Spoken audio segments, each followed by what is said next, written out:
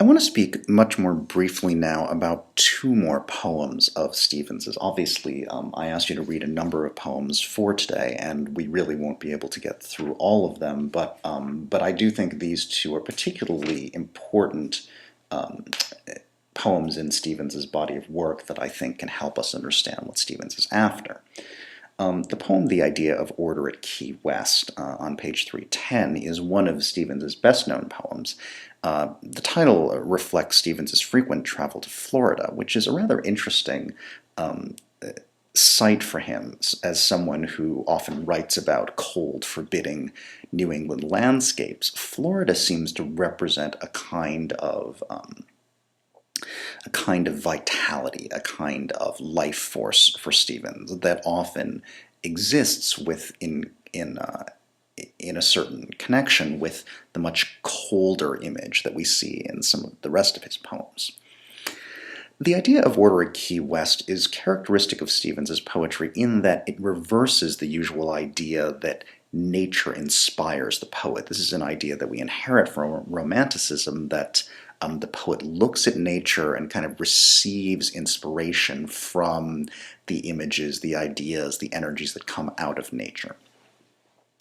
The idea of order at Key West reverses that idea. We have this image of the singer who's walking by the side of the sea. But the idea is not that the sea inspires her, but rather that she sings beyond the genius of the sea. The sea is a kind of meaningless physical object, is a body wholly body, as if it were a body that had no soul, no mind, no spirit within it. It is simply a physical thing.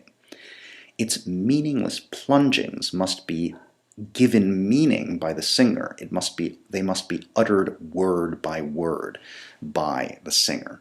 And it is only the singer's song that gives any meaning to the landscape. It was she and not the sea we heard in the combination of the sound of the sea and the sound of her song. In doing this, the singer becomes the artificer and the maker of the world, and this is one of Stevens's strongest statements about the power of the imagination. The singer, who is a kind of figure for the poet here, has the ability to literally create or shape the world around her through her song. And Stevens's memorable way of putting this is the maker's rage to order words of the sea. That rage to order is the human compulsion to create meaning, to make sense of the world, to order it through language. And that's precisely what the singer does. She takes a meaningless, chaotic landscape, that of the sea, which after all is simply a thing, and gives it a meaning, makes it comprehensible to us, places it within our experience by using her own song. Her rage to order is a desire to impose meaning onto the world. And in the idea of order at Key West, at least, we're seen as human beings to have that power. Finally, to jump rather precipitously to the end of Stevens's career, a somewhat contrasting poem is the poem The Plain Sense of Things, which is on page 363. Now, if the idea of order at Key West is in some ways a very typically modernist poem, in the sense that it imagines that, yes, the poet can impose order on the world, can make some sense out of things.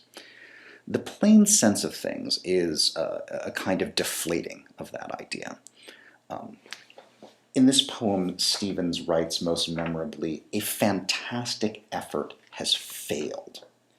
And one way this is often read is that this poem, looking back onto the first half of the 20th century from the perspective of the late 40s, early 1950s, suggests that the modernist project, the idea that we could kind of create a new order out of the ruins of 20th century civilization, has failed.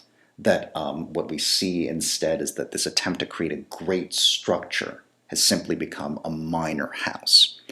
It has become yet another repetition of men and flies. the effort to impose a new order on the world, undertaken by the modernist writers, has failed, Stevens seems to suggest. And he suggests it in language that's that refers very strongly to mortality. The chimney is 50 years old and slants to one side. This sadness without cause, this blank cold. But Stevens turns this idea of the kind of failure of the project on its head in the final two stanzas by stating that the absence of the imagination had itself to be imagined. In other words, this poem itself is a kind of testament to the continuing ability of the human imagination to create something out of nothingness. The poem, after all, is a poem about failure, a poem about how the human imagination tried to construct something and failed. But even this scenario, Stevens argues, had itself to be imagined. Any poem has imagination as its basis, no matter how despairing, no matter how empty, no matter how desolate. And so what we see finally in the plain sense of things is Stevens' sense that imagination and loss undergo a kind of cycle. The world is the nothing that is there. It's a kind of void.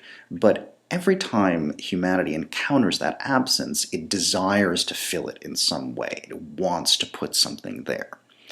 And even if what we put there is a description of how empty the world is, that in and of itself is a testament to the power of the human imagination.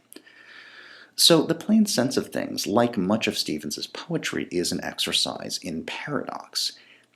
What Stevens imagines is a world that seems to be without meaning, a world in which our own attempts to impose order have failed.